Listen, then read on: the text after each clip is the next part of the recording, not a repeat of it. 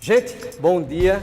Estamos nós aqui outra vez com nossas aulas remotas, CBBG Educação Física Online, EAD, essa velha história aí que a gente está tendo que se acostumar. Dando sequência na nossa série sobre lutas, a gente hoje vai falar sobre judô, que é um clássico, né? A gente não pode estudar lutas e não ter essa modalidade no conteúdo. E para brilhantar a nossa aula, eu estou aqui no Dojo Santos, um convidado muito especial aqui, Alessandro, vai estar com a gente hoje falando sobre judô e todos os seus benefícios, um pouco da história, participações olímpicas, tudo mais sobre judô. Fica aí com a gente que vai ser massa, beleza? Alessandro, primeiramente bom dia. Bom dia. E muito obrigado por ter aberto espaço aqui do Dojo Santos pra gente ter esse bate-papo sobre judô. Primeiro eu me apresentar, eu sou o Sensei Alexandro Santos, sou o segundo Dan, membro da Confederação Brasileira de Judô pela Federação Pernambucana de Judô. Nosso dojo fica aqui em Gravatá, o único dojo de judô aqui em Gravatá. E está aberto a todas as escolas aqui que queiram nos visitar. Judô é educação, então estamos sempre prontos e à disposição de ajudar a todos, todo o sistema educacional. Vamos começar da seguinte forma, judô. Quem criou, onde nasceu, fala pra gente aí. Bem, o judô surgiu com um homem chamado Jigoro Kano. Jigoro Kano era o filho de um nobre daquela época que era tido como um samurai ainda, um shogunato, né? Então ele era um rapaz franzino, aos seus 11 anos, ele era constantemente desafiado e era derrotado.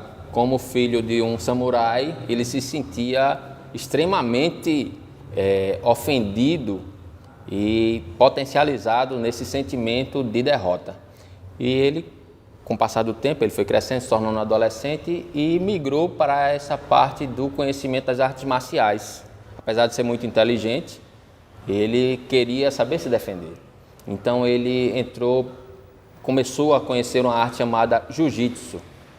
Sua palavra-chave, sua palavra original é Jiu-Jitsu, que hoje a gente conhece aqui no Brasil como Jiu-Jitsu, ou também Jiu-Jutsu, né, que hoje o pessoal chama de Brazilian Jiu-Jitsu, porque o Jiu-Jitsu no Brasil ele foi readaptado e sofreu várias influências. Tá? Então ele, dentro do Jiu-Jitsu, ele teve vários ensinamentos, vários mestres, e cada mestre tinha uma técnica diferente. Ele sobressaía nas lutas em pé, nas lutas de solo, lutas com armas. Então cada mestre tinha isso. Então cada mestre que ele ensinava, que ele aprendia, os mestres, vendo aquela determinação dele em aprender, deixava para ele vários pergaminhos, onde ele começava a estudar e a analisar cada técnica, cada estilo. Com o passar do tempo, seus mestres, logicamente, o tempo os levaram, né? Eles morreram, e Jigoro Kano ficou sem mestre. E ele já sabia bastante e ele se recolheu, né, em um templo budista daquela época lá. E ele começou a estudar e adaptar, transformar aquelas técnicas em técnicas que todas as idades pudessem praticar. Lógico, sem tirar a sua parte de luta, a sua parte de defesa pessoal. Mas ele, para cada faixa etária, para cada pessoa, ele saía adaptando e tirando aquelas técnicas mais letais para que as pessoas mais avançadas e de mais idade soubessem no tempo certo. Então ele saiu adaptando uma cronologia, umas técnicas para que todos, de todas as idades, pudessem aprender o judô. Jigoro Kano também foi um homem muito inteligente. Ele hoje é considerado como o pai da educação física no Japão. Ele introduziu o judô no currículo escolar. O judô e a educação física obrigatória no currículo escolar. O judô hoje, lá no Japão, é a arte marcial que é praticada dentro das academias de polícia. Houve naquele tempo, uma competição onde reunia vários estilos de luta no Japão e o judô se sobressaiu e até hoje ele é tido como uma modalidade praticada obrigatoriamente em faculdades, universidades, colégios primários e na academia de polícia, como eu já falei. Jigoro Kano foi se formou em letras, ele também era poliglota, falava além do japonês, ele falava alemão, francês, inglês, alemão, francês e inglês, né? Então ele conseguiu difundir o judô com bastante afinco através dessa parte educacional. E seus discípulos muitas vezes eram convidados para outros países para darem palestras e demonstrações, inclusive o próprio Jigoro Kano. Infelizmente, Jigoro Kano ele veio a falecer em 1938, se não me falha a memória, decorrente de uma tuberculose, tá? No navio, quando ele voltava de uma reunião justamente para incorporação do judô como esporte olímpico. Seria a primeira competição de demonstração. E são sempre assim. Primeiro, há um ano das Olimpíadas, né, que o esporte é mostrado como demonstração, e dando certo, no ano seguinte ele se transforma oficialmente em um esporte olímpico.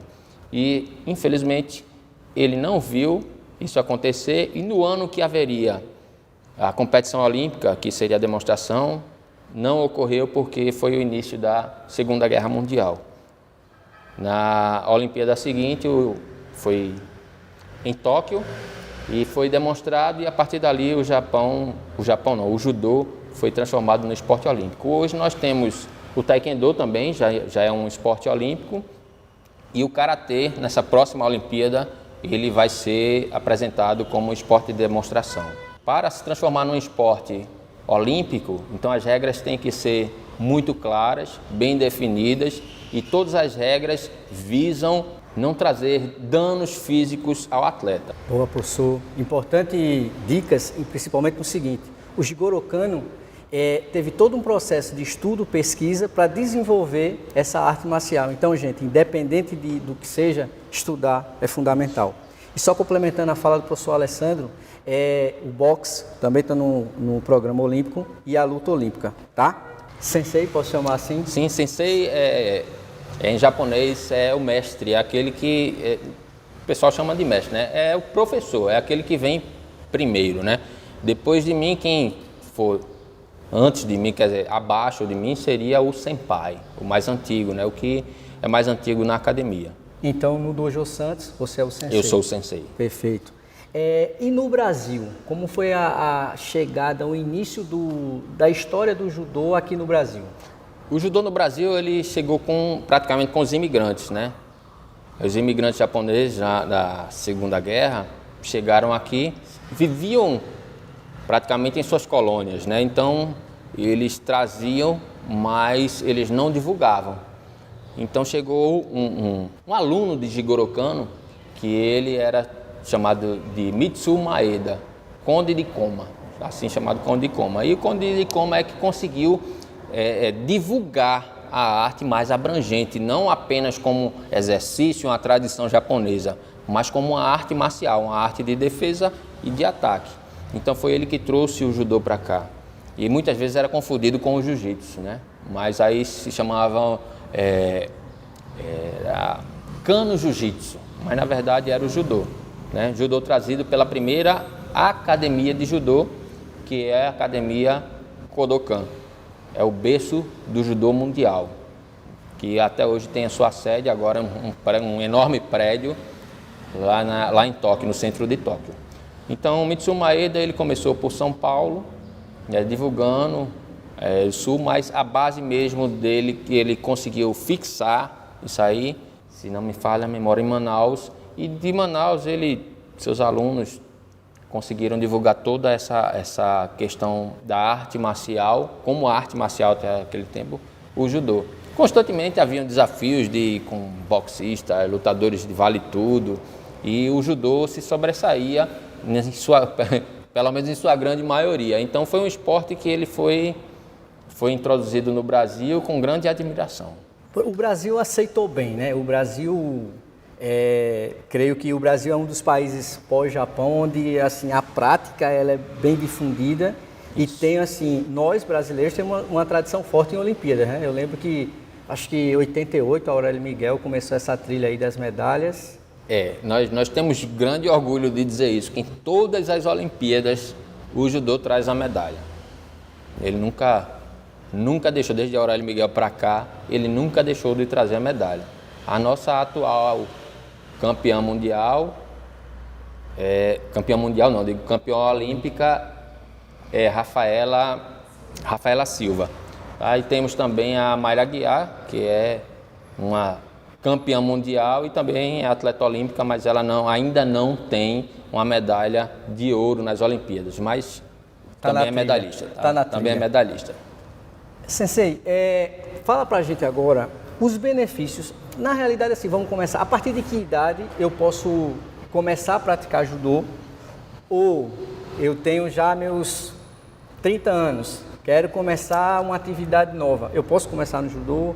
O ideal é que comece de pequenininho e como é que funciona isso aí? Como o Jigoro Kano criou um esporte para todas as idades, não existe limite para a gente iniciar o judô, um limite máximo de idade para iniciar no judô.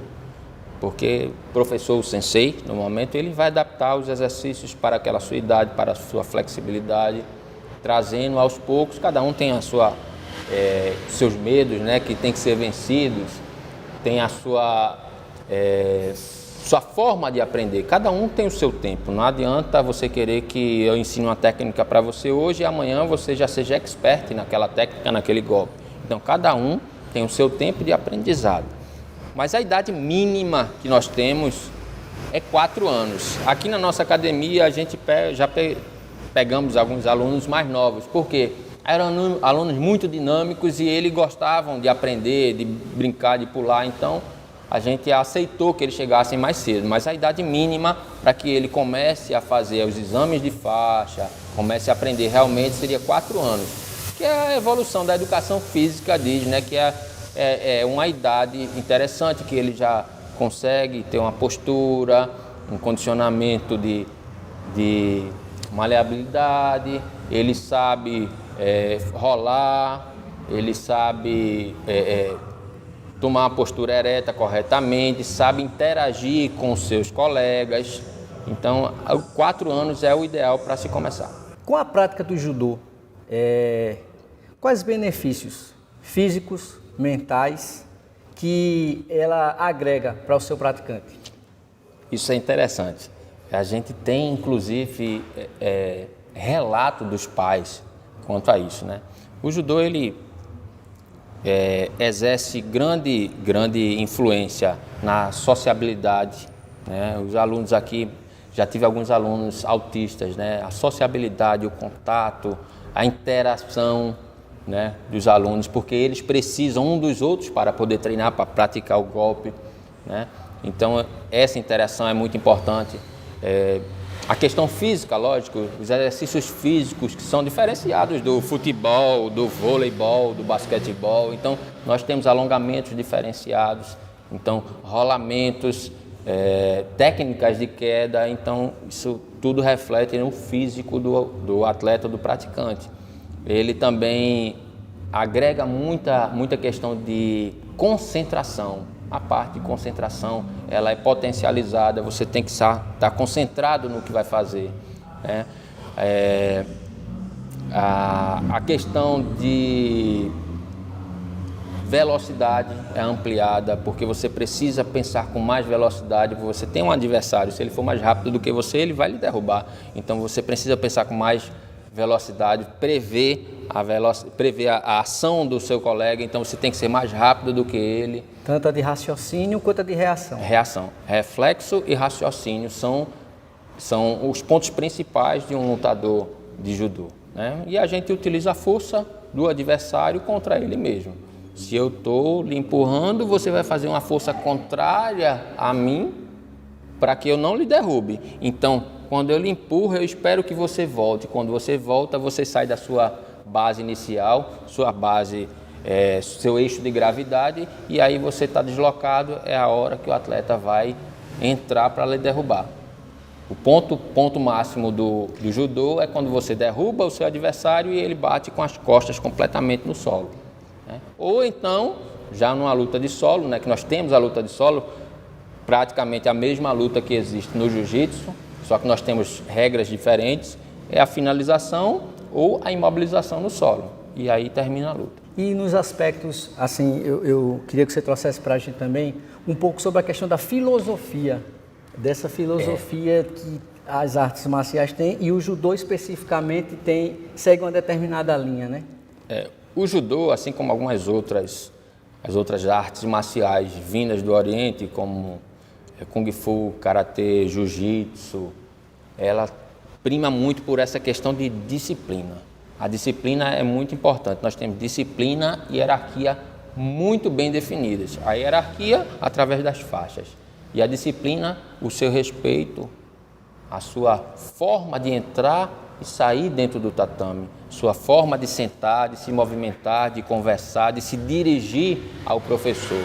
Então essa questão de respeito é uma parte muito bem desenvolvida dentro da filosofia do judô, né?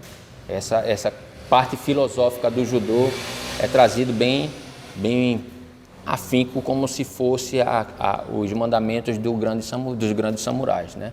Respeito, disciplina, a hierarquia, a forma de convivência com seus pares dentro do tatame, e tudo isso é incutido principalmente nas crianças, incutido nas crianças na sua questão social. Então é trazido daqui de dentro do tatame, ele leva para dentro da sua casa, leva para o colégio e futuramente ele vai levar para o seu local de trabalho. Para a gente complementar essa parte de filosofia, nós temos o Código Moral do Judô, que ela é desenvolvida em todo o planeta, isso é divulgado. Modéstia, o respeito, o autocontrole, a amizade, a cortesia, coragem, sinceridade e honra. Tudo isso faz parte do judô. O que significa judô? Judô é o caminho suave. Judô. São duas palavras japonesas que unidas formam o caminho suave. E o que seria jiu-jitsu? Jiu-jitsu é a arte suave, né? A nossa arte veio, é uma filha do jiu-jitsu, que é a arte suave. Nós somos o caminho suave. O suave é suave, mas eu não vejo nada de suave. Mas esse suave é de você saber se comportar diante das adversidades, saber se controlar nos momentos mais difíceis, saber como se portar diante da sociedade, ser um cidadão digno, honesto, respeitado e respeitador. Isso é ser suave perante os nossos pais. Totalmente em voga nos dias atuais. Vale a pena a dica, vale a pena seguir. Aconselho aí para os mais sedentários. Tenta o judô, quem sabe você não se encontra aí com uma atividade física que vai te ajudar. Estamos aqui, muito. À disposição. E aí tem o Dojo Santos aqui em Gravatá, que é a referência principal. Tem o Alessandro aqui que vai te dar o encaminhamento para chegar nos atos, nos valores morais do caminho suave. Beleza? Alessandro, conversa com a gente também agora, ou explica para a gente melhor, como funciona a graduação dentro do judô, a troca de faixas, todo esse processo até se tornar um faixa preta e o pós-faixa preta, como é que funciona? É muito interessante que a gente entenda que as graduações, elas não querem dizer que você seja um campeão, não quer dizer que você seja um exímio lutador. A graduação, ela apenas quer dizer que você detém conhecimento, tá? Então, até a faixa amarela, até a faixa laranja, até a faixa laranja nós temos como as faixas iniciais, né? Elas têm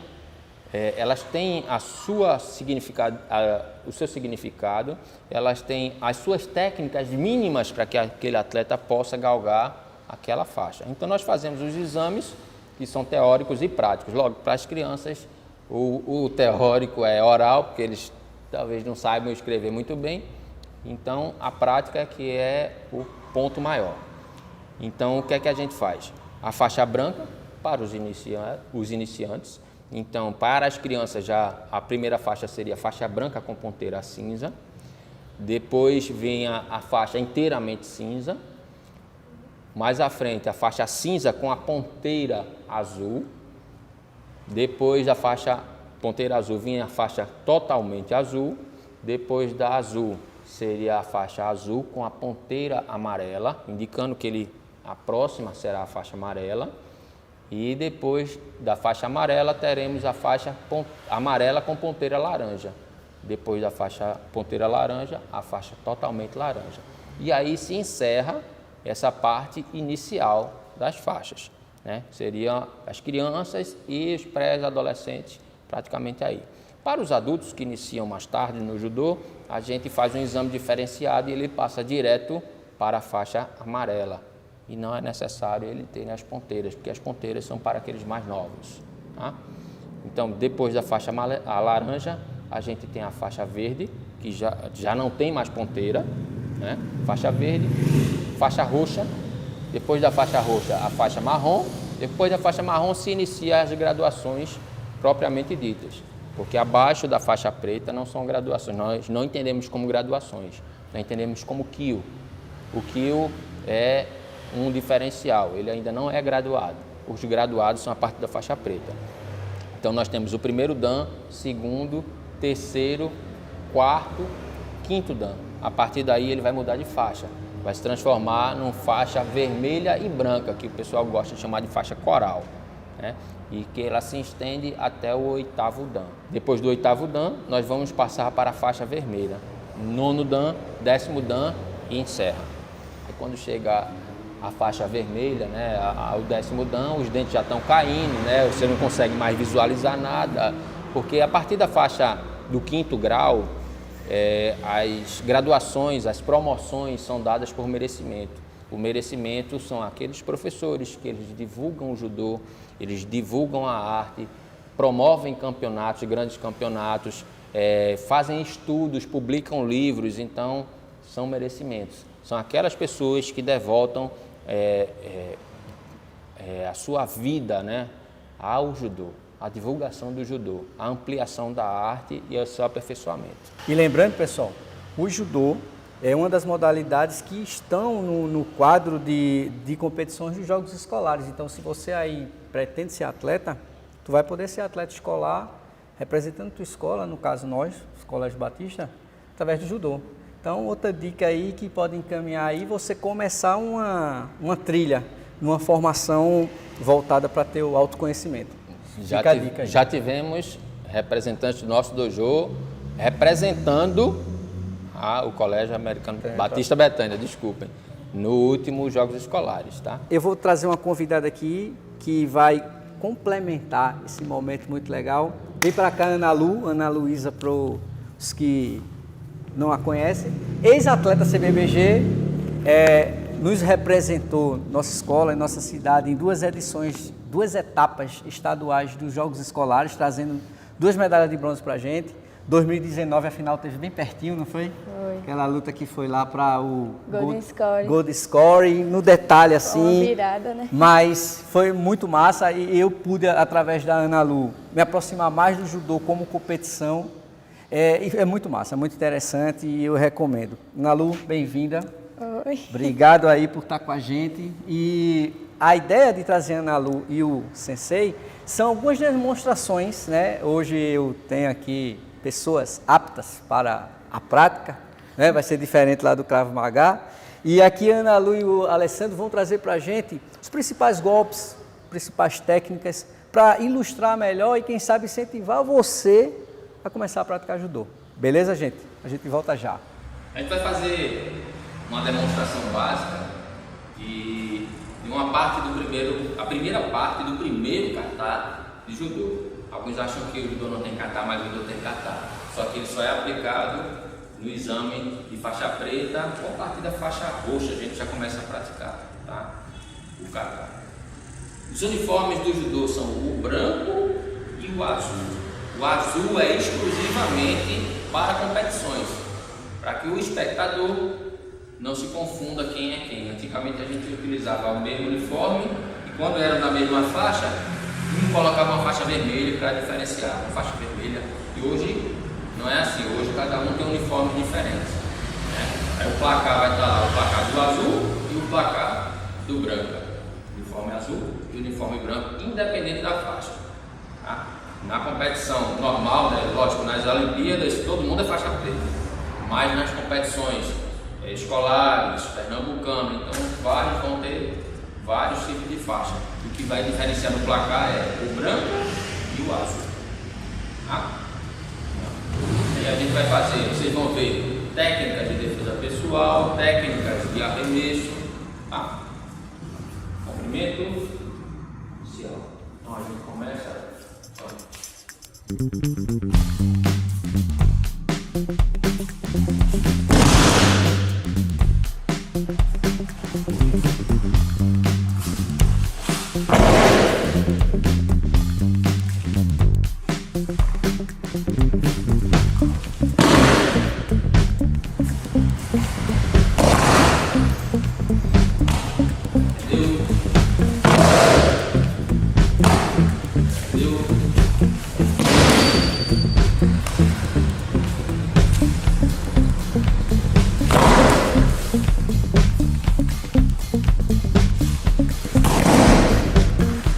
Agora vai demonstrar para a gente a questão de quedas, né?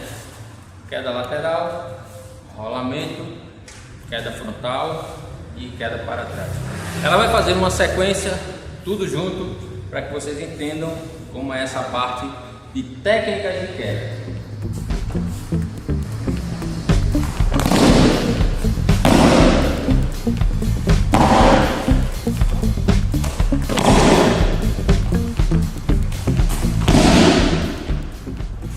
Movimento é trazido para o judô como a fase inicial.